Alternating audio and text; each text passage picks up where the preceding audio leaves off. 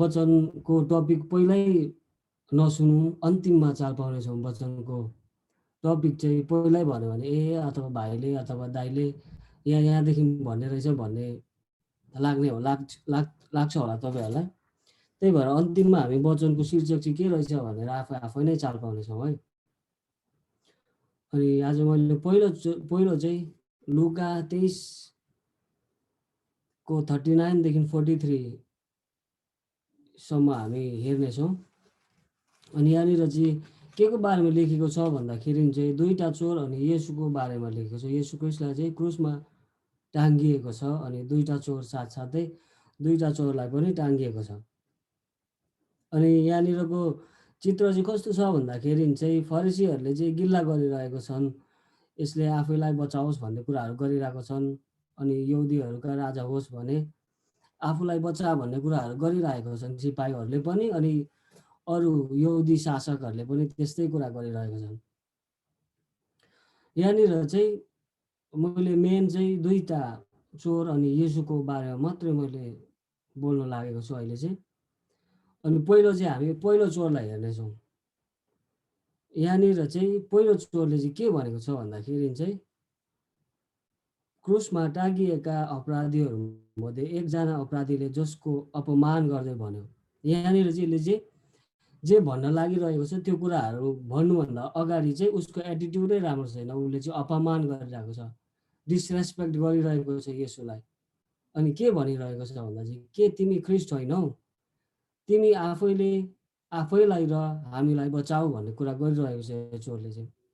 यो चोरलाई अलिअलि पनि कस्तो महसुस भएको छैन कि येशू ख्रिस्ट किन त्यहाँ जानुभयो, येशू ख्रिस्ट के को कारणले त्यहाँ जानुभयो, त्यो कुरा फाल्टै रह्यो। अनि अर्को कुरा चाहिँ उसलाई के पनि महसुस छैन भने यो चाहिँ मेरो गल्तीले गर्दाखेरि म चाहिँ यहाँ आएको छु भन्ने कुरा पनि आफ्नो गल्तीको पनि महसुस यहाँनिर देखिँदैन। मैले धेरैचोटि कोर्टमा जाँदा मान्छेहरू भेटाएको छु।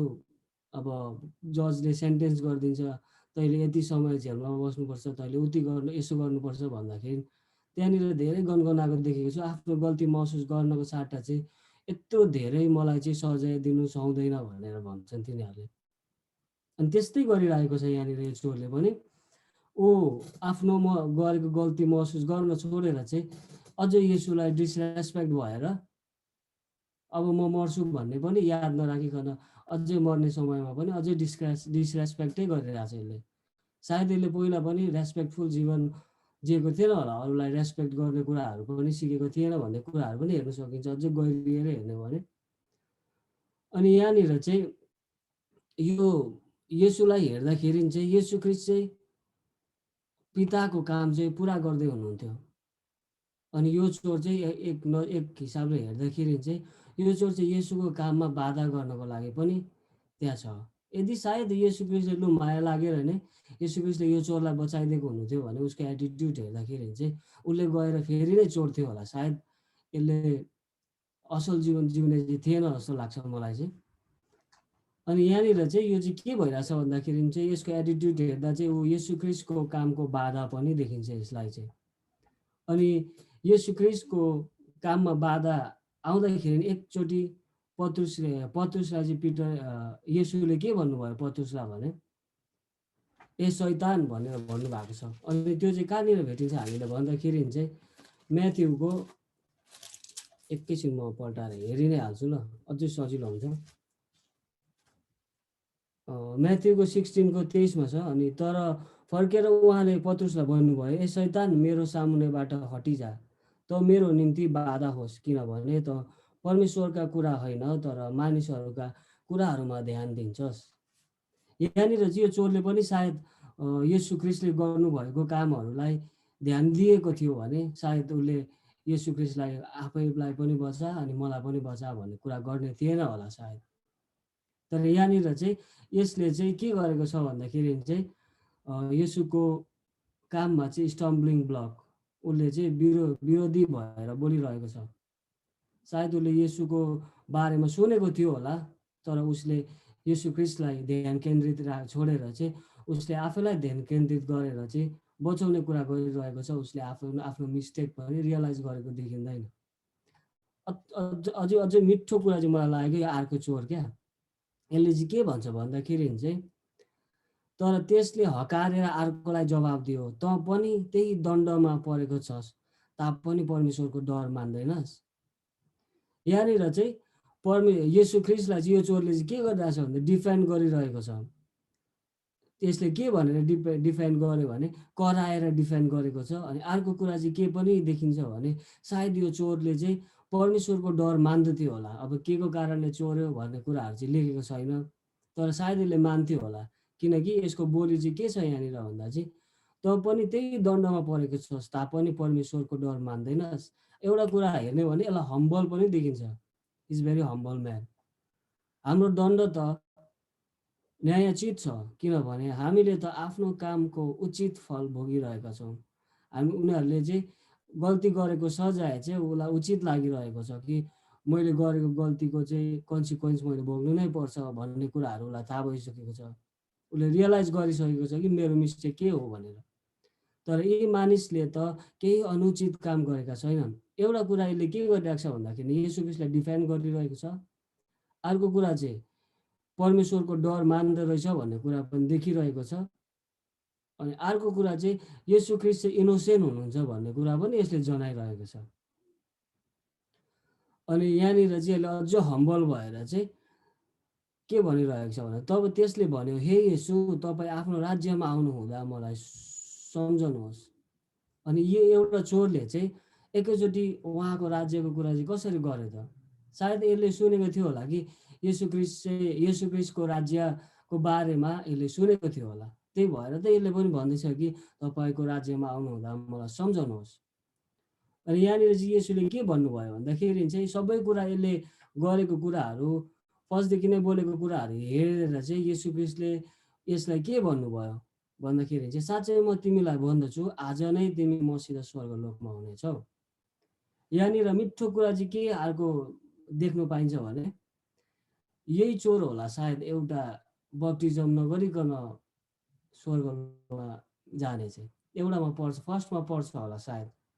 यहाँनिर यसले ब्याप्टिजम गरेको थियो भनेको छैन, तर अन्त्यमा यसले रिपेन्ट गरेको छ। अनि येशू ख्रिस्टले त्यतिखेर नै अब स्वर्गलोकमा जानेछस्, हुनेछस् मसँगै भनेर भन्नुभएको छ।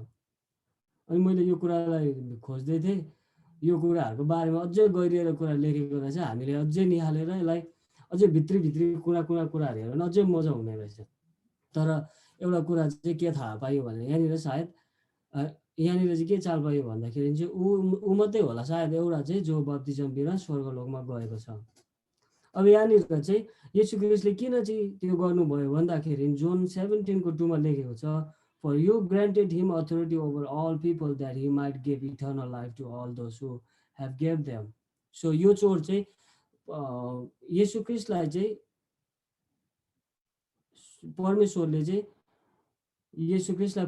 चाहिँ यो चोरलाई दिइसक्नु भएको थियो। अनि येशू ख्रिस्टसँग चाहिँ अथोरिटी थियो कि अनन्त जीवन दिनको लागि। So that's why he did this. येशू ख्रिस्टले चाहिँ यो काम चाहिँ उहाँको अथोरिटी अन्डरमा रहेर गर्नुभयो। अब यो यतिको दुईटा चोर अनि येशूको बारेमा हामीले सुनेर चाहिँ यसबाट लिन सक्ने कुरा चाहिँ के हो भन्दाखेरि चाहिँ यहाँनिर पहिलो चोरलाई हेर्छौँ भने चाहिँ यसले येशू ख्रिस्टलाई चिनेको थियो, येशू ख्रिस्टको नजिक पनि थियो। त्यतिको नजिक येशूसँग सायद हामी हुन्थ्यौँ भने सायद पश्चाताप गर्छौँ भनेर भन्थ्यौँ होला। तर यहाँनिर चाहिँ उसले पश्चाताप गरेन। That's why he went unsaved. उसले चाहिँ के गरेको छ भन्दा उसले जीवन पाएको छैन, सकेपछि पनि ऊ अब मरेर गए पनि ऊ नर्कमै जाने भयो। तर यहाँनिर चाहिँ अर्को चोर पनि जसले येशू ख्रिस्टको बारेमा सुनेको छ अनि येशू ख्रिस्टसँगै नजिकै पनि थियो, तर ऊ चाहिँ के भयो त बचाइयो अन्तिममा। अनि ऊ के भयो, स्वर्ग पनि जाने भयो। धेरैचोटि हामी जीवनमा के गर्छौँ भन्दाखेरि येशूकै साथमा हुन्छौँ, येशूको बारेमा सुनेको पनि छौँ, तर यस्तै हालत हुनु बेर छैन हाम्रो पनि, यदि हामी स्थिर रहिरहेनौँ भने अन्तिमसम्म। हालेलुया। अनि यसबाट हामी यति नै सिक्छौँ। अब अर्को दृष्टान्त म तपाईँहरूलाई भन्छु। या यो यसबाट हामीले लिनै पर्ने कुरा चाहिँ लाइक एउटा हम्बलनेसको कुराहरू पनि देखिन्छ, एउटा नम्र हुने कुराहरूलाई लिँदा पनि भयो। अहिले चाहिँ फरेसी र कर उठाउनेको दृष्टान्त हामी हेर्नेछौँ। अब यहाँनिर चाहिँ त्यो चाहिँ लुका 18 को 9 देखि 14सम्म यहाँनिर चाहिँ के भइरहेछ भने किन भन्नुभयो यसुले यो दृष्टान्त भन्दा चाहिँ आफैमाथि भरोसा राख्नेहरू र आफैलाई धर्मी ठानी अरूहरूलाई तुच्छ ठान्नेहरू कसैलाई उहाँले यो दृष्टान्त सुनाउनु भयो। यहाँनिर चाहिँ कस्ता मानिसहरूलाई चाहिँ यो दृष्टान्त सुनाइरहेको छ भन्दाखेरि चाहिँ परमेश्वरमा भर राख्ने मानिस होइन, तर आफैमा भर राख्ने मान्छे र अरूले तपाईँ नभनिकन आफै मपाई हुनेहरू। यहाँनिर दृष्टान्त यसरी जान्छ। 2 जना मानिस प्रार्थना गर्न मन्दिरमा गए, एकजना फरेसी अर्को चाहिँ कर उठाउने। फरेसीले उभिएर मनमा नै यसरी प्रार्थना गर्यो, हे परमेश्वर, म तपाईँलाई धन्यवाद दिन्छु, म अरू मानिसहरू जस्तो धुताहा, अन्यायी, व्यभिचारी अथवा यही कर उठाउने जस्तो पनि छैन। म हप्तामा 2 पल्ट उपवास बस्दछु, मैले पाएका सबै थोकको दशांश म दिन्छु। यहाँनिर चाहिँ के गरिरहेछ भन्दाखेरि चाहिँ आफै सेल्फ राइचियस छु भन्ने कुराहरू देखाइरहेछ, आफैलाई अपलिफ्ट गरिरहेको छ। यसलाई चाहिँ सायद यसले परमेश्वरलाई नि त चिनेको थियो नि, दुइटै कर उठाउने र फरेसीहरूले। नबिनाहरू मन्दिरमा किन प्रार्थना गर्न आउँथे र होइन, यिनीहरू 2 जनाले परमेश्वरलाई चिनेको थिए, त्यही भएर मन्दिरमा प्रार्थना गर्न परमेश्वरमा आए। तर यसले चाहिँ आफै हम्बल हुनको साट्टा चाहिँ आफैलाई अपलिफ्ट गरिरहेछ, सेल्फ राइचियस पिपल।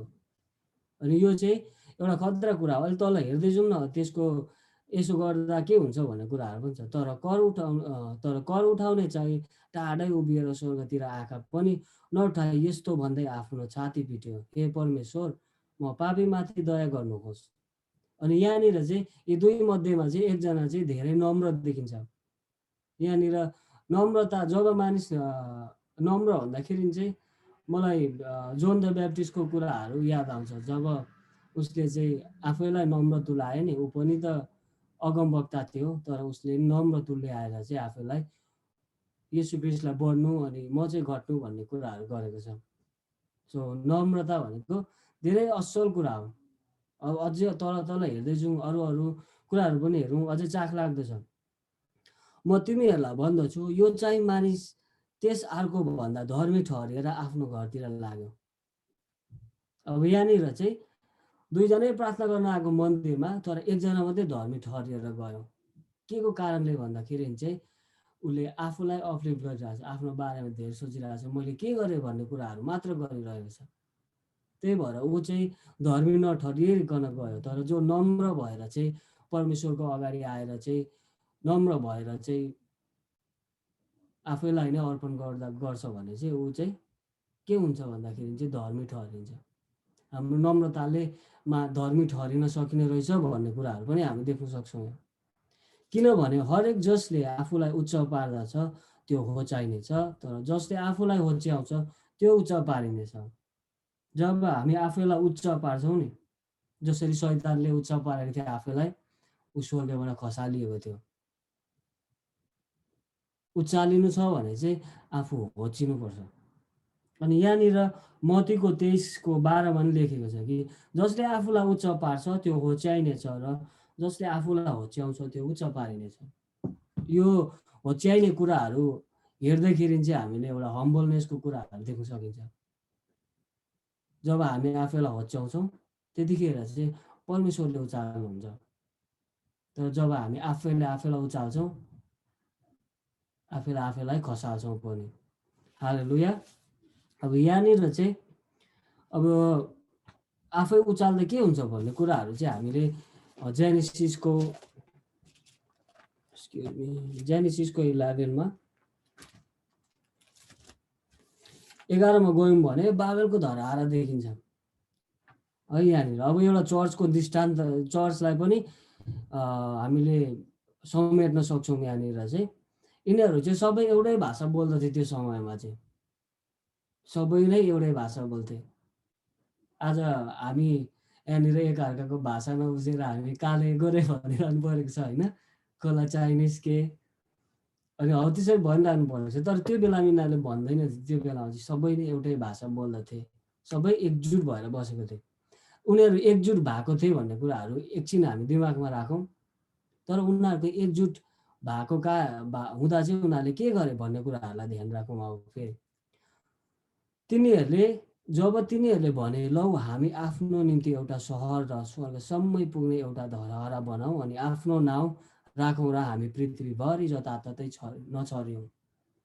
एउटा कुरा चाहिँ यहाँनिर एकजुट भएर उनीहरूले परमेश्वरको इच्छा विपरीत काम गरे।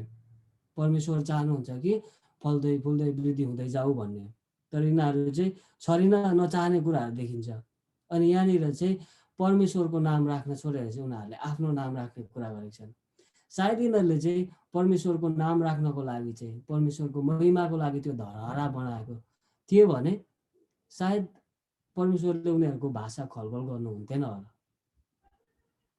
यदि हामी मण्डलीमा पनि परमेश्वरलाई उचाल्न छोडेर चाहिँ आफ्नै सिद्धान्तहरूलाई आफ्नै इच्छाहरूलाई उचाल्छौँ भने चाहिँ कन्फ्युजनहरू आउँछ चर्चमा, मिलमिलापमा बस्न सकिँदैन। भाडबैलो हुनेको कारण नै त्यही हो। अनि यहाँनिर पनि के गरे त यिनीहरूले भन्दाखेरि चाहिँ परमेश्वरलाई उचाल्न छोडेर आफ्नो नाउँलाई उच्च पार्न खोजे। त्यही भएर के गर्नुभयो, परमेश्वरले यिनीहरूको भाषा खलबल गरिदिनु भयो। अनि आफूलाई उचाल्नु पनि राम्रो होइन है। हामी नम्र भएर परमेश्वरलाई उचाल्नुपर्छ। नम्रताले चाहिँ धार्मिकता पनि पैदा गर्ने रहेछ भन्ने कुराहरू पनि हामीले यो फरिसी र कर उठाउनेको दृष्टान्तबाट देख्यौँ। अब अर्को एउटा दृष्टान्त हेर्नेछौँ यहाँनिर लुका 17को 1देखि 10सम्म। यहाँनिर चाहिँ 1देखि 4सम्म लेखेको छ पापको बारेमा छ। यहाँनिर चाहिँ तिमीहरूले पापको क्षमा गर्नुपर्ने अनि पापमा फसाउने कुराहरू छैनन् होइन, छन्, तर पापमा फसाउनेलाई चाहिँ एउटा जाँतो गालामा एउटा जाँतो झुन्डाएर चाहिँ समुद्रमा फालिदिनु बेस्ट भन्ने कुराहरू छ यहाँनिर। म पढेर सुनाउँछु ल। पाप गर्न लाउने परीक्षाहरू निश्चय आउँछन्, तर धिक्कार त्यस मानिसलाई जसद्वारा ती आउँछन्। जुन मानिसले यी सानाहरूमध्ये एउटालाई पाप गर्न लाउँछ त्यसको गालामा जाँतोको एउटा पाटा झुन्ड्याएर त्यसलाई समुद्रमा फालिदिनु त्यसको निम्ति बेस हुन्छ। पाप गर्न लाउनेहरूलाई, पाप गर्नेहरू भन्दा नि पाप गर्न लाउनेहरूलाई चाहिँ एउटा दण्डको कुरा गरिएको हो। आफ्नो विषयमा होसियार बस। तिम्रो भाइले अपराध गर्यो भने त्यसलाई हप्काऊ र त्यसले पछुतो गर्यो भने तिमीले त्यसलाई क्षमा गर। यदि तिम्रो भाइले दिनमा 7 पल्ट तिम्रो विरुद्धमा अपराध गर्यो र 7 पल्ट तिमी कहाँ फर्किआएर म पछुतो गर्छु भन्यो भने तिमीले त्यसलाई क्षमा गर्नु। यो चाहिँ एउटा क्षमादानको बारेमा सिकाएको छ। पाप गर्नेलाई क्षमा गर्नु भन्ने कुराहरू छ। अनि 4देखि 6मा चाहिँ विश्वासको बारेमा लेखिएको छ। त्यहाँनिर प्रेरितहरूले भने, येशूको चेलाहरूले भने हामीहरूको विश्वास बढाइदिनुहोस्। अब विश्वास बढाइदिनुहोस् भन्दाखेरि चाहिँ यहाँनिर रायोको दानाको कुरा गर्नुभएको छ। त्यस पश्चात के को कुरा गर्नुभयो त्यो चाहिँ मेन हामी हेर्नेछौँ। यहाँनिर प्रभुले भन्नुभयो, तिमीहरूमा रायोको दाना जति पनि विश्वास भएदेखि तिमीहरूलाई यस किम्बुको रुखलाई त्यो उखेलिएर समुद्रमा रोपिन जा भन्यो भने त्यसले मान्नेछ। यहाँनिर के पनि हेर्न सकिन्छ भने विश्वास बढ्नु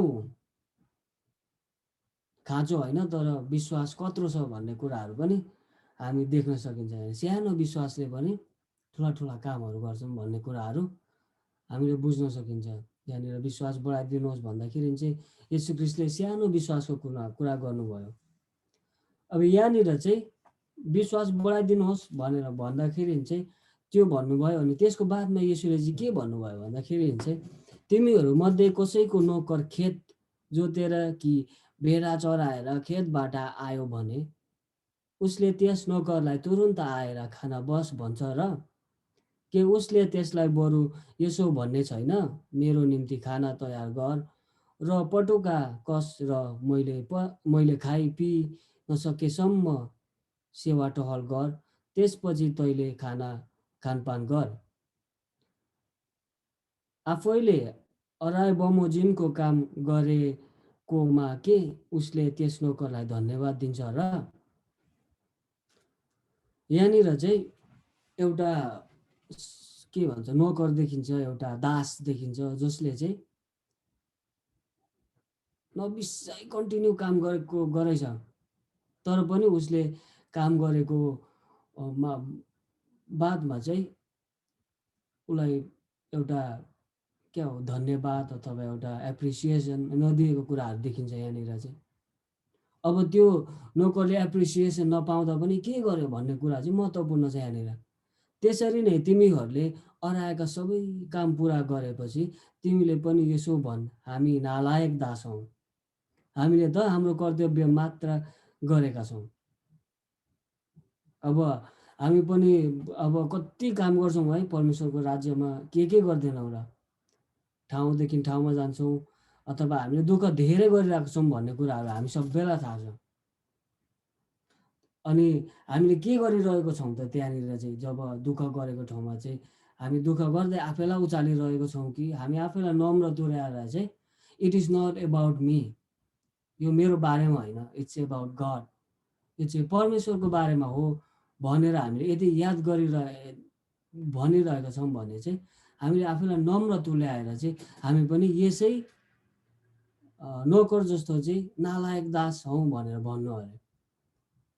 त्यसरी नै तिमीहरूले अराएका सबै काम पुरा गरेपछि तिमीहरूले पनि यसो भन्, हामी नालायक दास हौँ, हामीले त हाम्रो कर्तव्य मात्र पालना गरेका छौँ।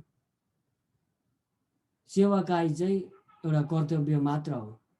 हाम्रो सेवाकाईले चाहिँ हामीले धार्मिकता पाएका होइनौँ। यो चाहिँ येशू ख्रीष्टले सिद्धाउनु भएको कामको कारणले हामीले चाहिँ धार्मिकता पाएका छौँ, अनन्त जीवन पाएका छौँ।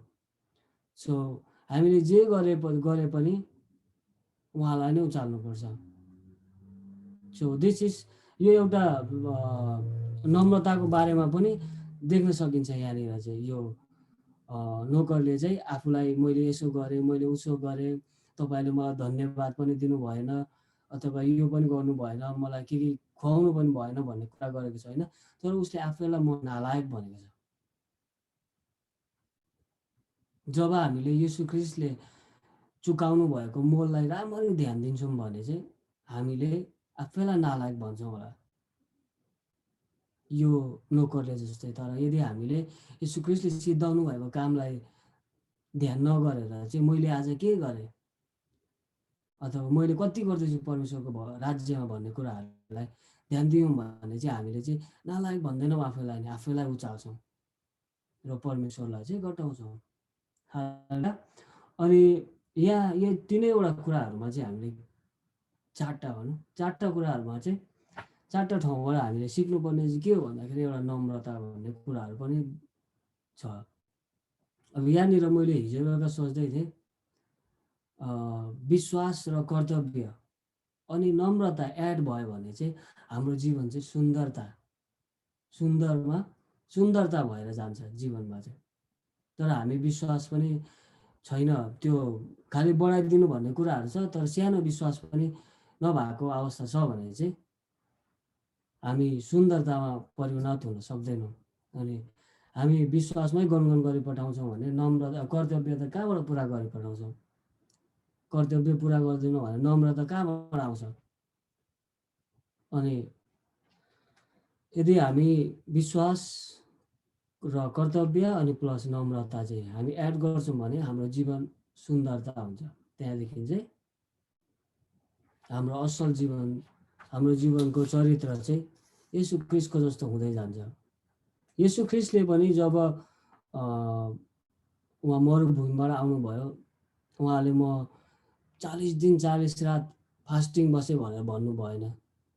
उहाँले पहिलो काम गर्नुभएको परमेश्वरको राज्य आउँदैछ, पश्चाताप गर परमेश्वरको राज्य आउँदैछ भनेर भनेको छन्। उसले मेरो राज्य होइन तर परमेश्वरको राज्य आउँदैछ, पश्चाताप गर भनेर भनेको छ। उहाँले पनि नम्र भएर चाहिँ परमेश्वरको राज्यलाई उचालिरहेका छौँ। आज चाहिँ प्रश्न यो छ कि हामी कति नम्र छौँ र हामी कसलाई उचालिरहेका छौँ।